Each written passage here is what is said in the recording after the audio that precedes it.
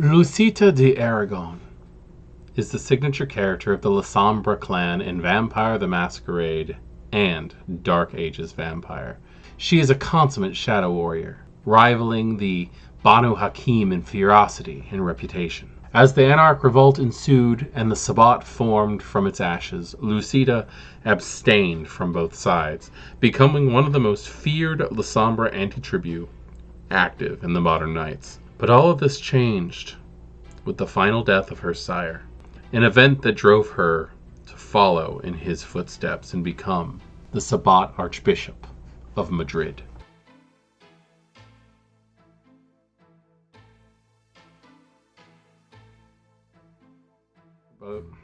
Greetings, kindred. I am WoD Maquette, and welcome back to our World of Darkness and another character biography for the World of Darkness. And tonight we're going over Lucita de Aragon, the main Lasombra that most people think about when they really get into the clan novels and things like that. And Lucita is just a very interesting character and has connections with some of the most interesting people.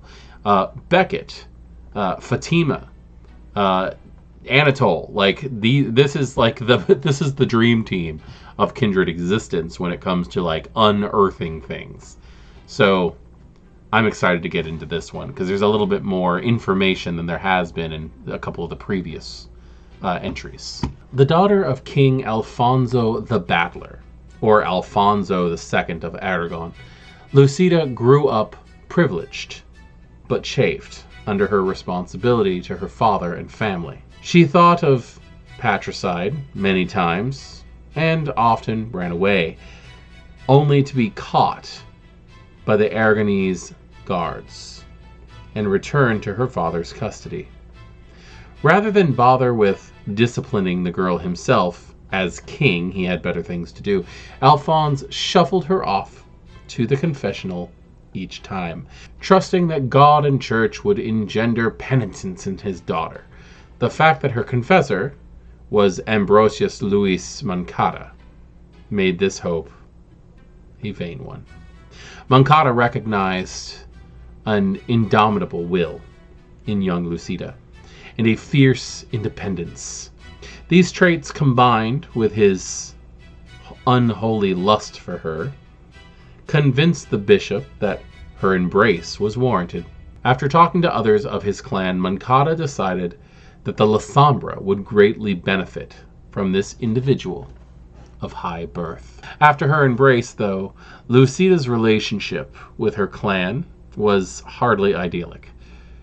She struggled with Monçada just as she had struggled with her mortal father, craving autonomy and freedom.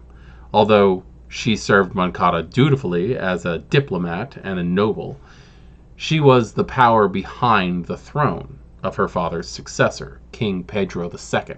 She was more at home on the road with her traveling companion, Anatole, who inspired Lucita more faith in God than the degenerate Monçada ever could.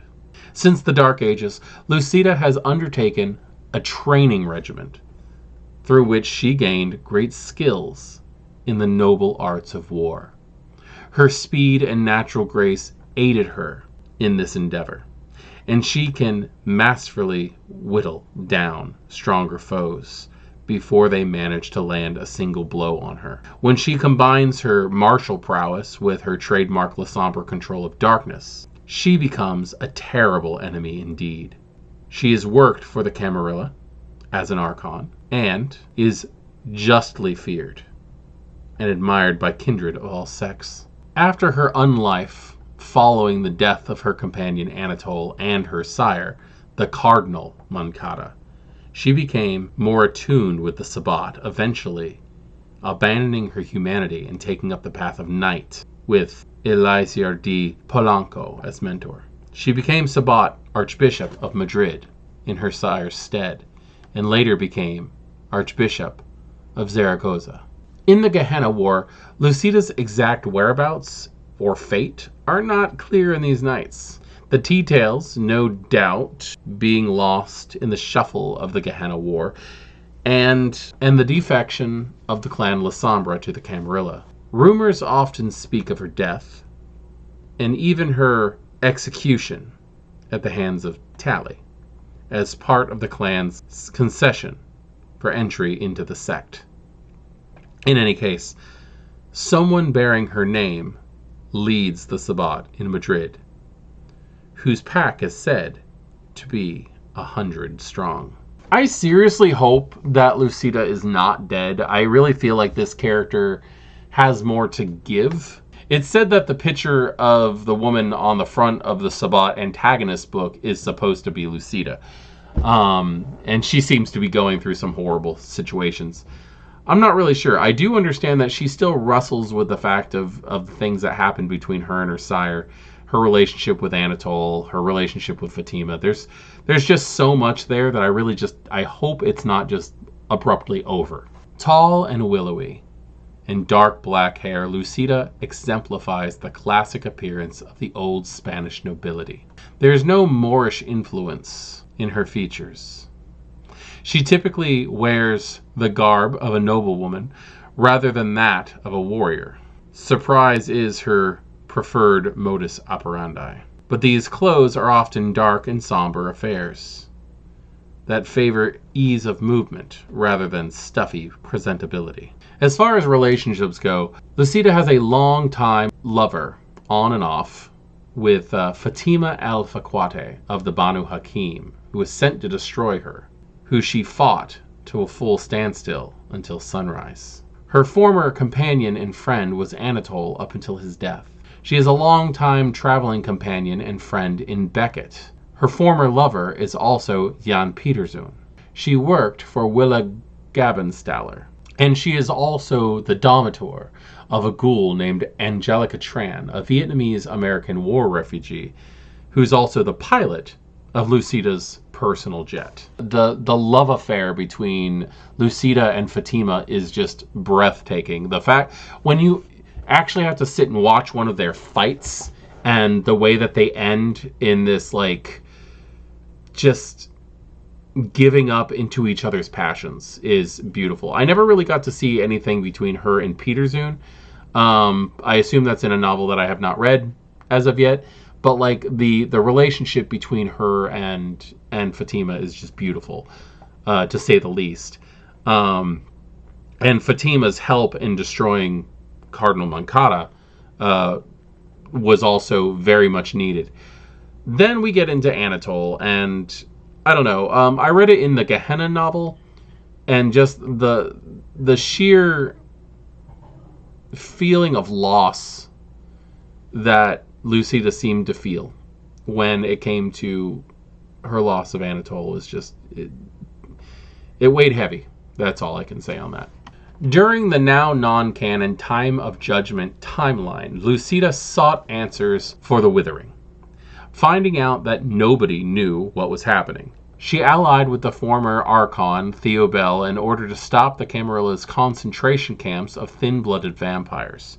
When Beckett confirmed to her that Gehenna was indeed beginning, she and Theo followed Beckett and his companion Capanius in his search for means to stop the apocalypse.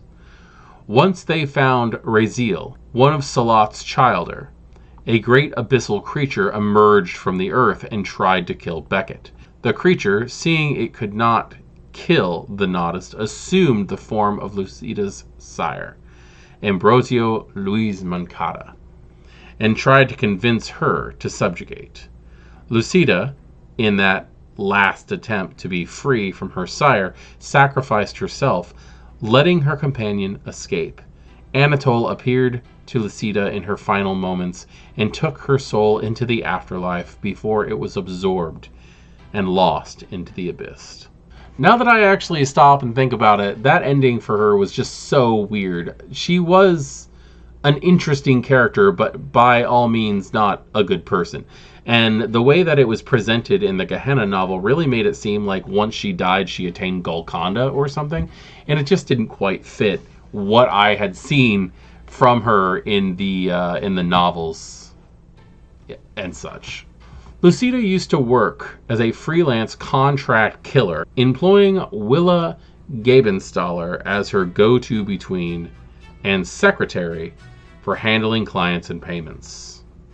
In addition to her fearsome reputation as a killer, Lucita is known as something of a scholar. She regularly corresponds with Beckett on his research, who regularly seeks out her for all her insights and advice.